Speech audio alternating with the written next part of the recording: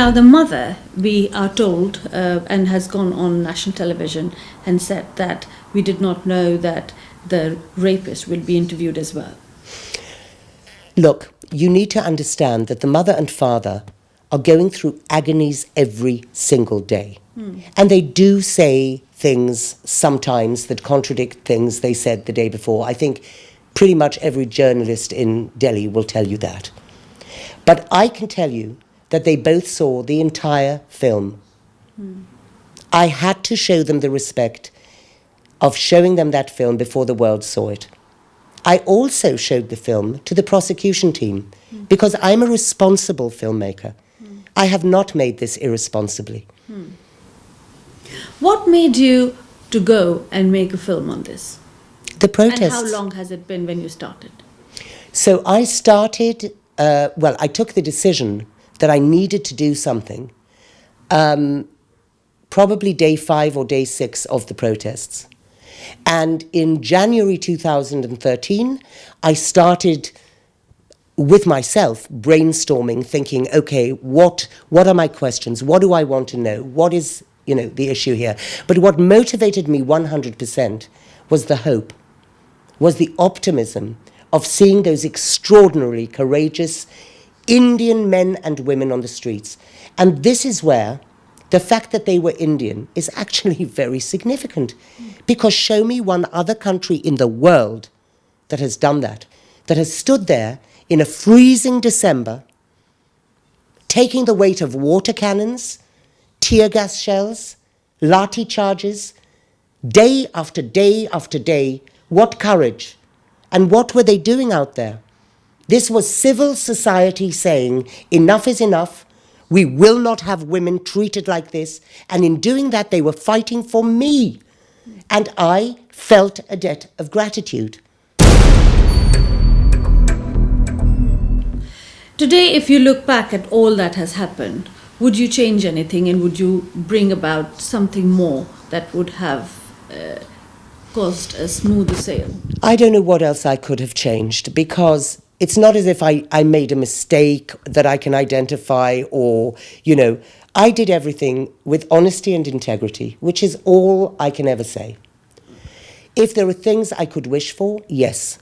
I wish that the film had been seen before a reaction was given by the government. I still, and will always to my dying day, think this was a huge opportunity missed.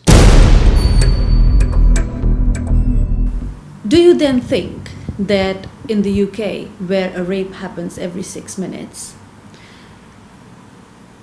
the people are not touched or are not conscientious enough to come on the streets like that it happened in India? Yes. If you ask me, I live in the UK. The UK is my adoptive country. I'm ashamed. I'm ashamed that they haven't come out onto the streets, that they don't. I am praying that this documentary is actually going to lead to people the world over coming out onto the streets. This is what we have to do. Until we solve this issue globally, the only way civil society can express its demand for change is through protest. Now, the irony here is that when I read, and I was sent an email by the PRO of police, telling me about the FIR, telling me, about the court order that was sought by the police against my film. And the only thing that was stated to move the court for this court order was it would lead to a breach of law and order. Breach of law and order happens when an establishment feels threatened by democratic, passionate protest. That is healthy. That is good.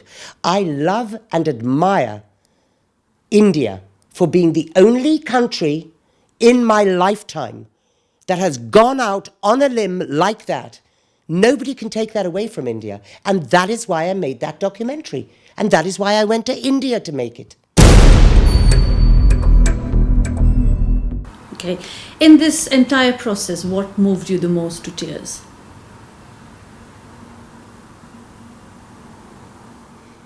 Everything moved me to tears so much. I mean, I was very emotional throughout the process. I think the thing that I feel kind of most visceral in my memory was the shock, the chill, the absolute chill of realizing that the rapists, and I did sit with 7 rapists, okay, not just Mukesh, that these rapists appeared to be so normal. That was the thing that frightened me the most, because I had been prepared by the media for out-and-out monsters, for psychopaths, and it would have been much easier for me to deal with this. Well, in some way, that is what the cold-blooded denial that these people have, and the completely wrong lesson that they take from it, or the lesson they want to give to the girl, that has caused utter pain to a lot of women who have seen this documentary, and therefore they would say, why do I need to see this? Because you need to know that that is how they think. And why give rapists a platform to speak? It's not a platform. It's not a platform. If this were a monologue by the rapist, I would understand you saying a platform. It's not a monologue. It is highly responsibly placed in a very balanced documentary. Listen, I showed this documentary to the prosecution team. So absolutely responsible was I to ensure that I was doing nothing that was going to in any way influence the proceedings. You know, I did that very responsibly. And it was a risk. Because if anyone who is likely to say to me, you can't do that, the prosecution team that saw this documentary said it is 100% accurate to the case, and it is entirely well balanced, and it is a comprehensive compilation, these were the words used, of not just the case, but the issue. I believe I've been responsible. Why has everyone turned a lot who have worked with you against you, and also the people who gave permission against you, starting from the producer, the girl, saying that her name was on the permission but you didn't show, so she's not, she's ashamed. The authorities, in one case the parents, and also the guy who was with them. Why has that happened, do you think? Well, I mean, I can only tell you the truth, which is the friend asked for money. He's also been recorded in a sting operation negotiating a fee with another broadcaster. So it's not just me saying it, it's the truth. Okay? That gives him a gripe. I can't help that. It's beyond me. It's beyond my control. She breached her contract many, many times. No company in the world would have allowed her to continue. And you can't have the benefit of a contract that you have spat on. She threatened me with arrest. She threatened me with destroying me. She threatened me with stopping the film. I mean, I really don't want to get into all of this because you know what? It's a distraction. It's meaningless. It's small fry. What matters here is the issue. What matters here is that we should not look away from our responsibility as citizens, as civilized human beings. I cannot live in a world in which women are treated consistently the world over the way they are. I cannot live in a world in which a woman in one country is arrested and imprisoned for driving a car. I will not, and I cannot, and I absolutely demand a change to that. I have every right to, as a civilized citizen of the globe. What has this documentary caused you in your life? Well, I'm going through it, so it's really hard to kind of take a bird's eye view. But the one thing it has certainly done is completely and utterly galvanized me, shown me an extraordinary support by my family, who have been pretty much without me for 2 years, who need me, and yet are saying, you go ahead and do this because it's really important. Okay. Now, if you were to make an appeal, who would you make it to and what would it be? There's only one appeal I have.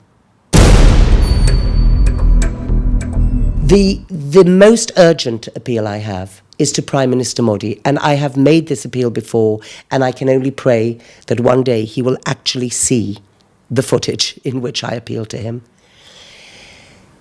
This film holds up a mirror to everything you've said about the issue of resetting the moral compass of India and the world. This film reflects in every way the welcome, the eloquent, the superb statements you have made, which have been really welcomed by women the world over.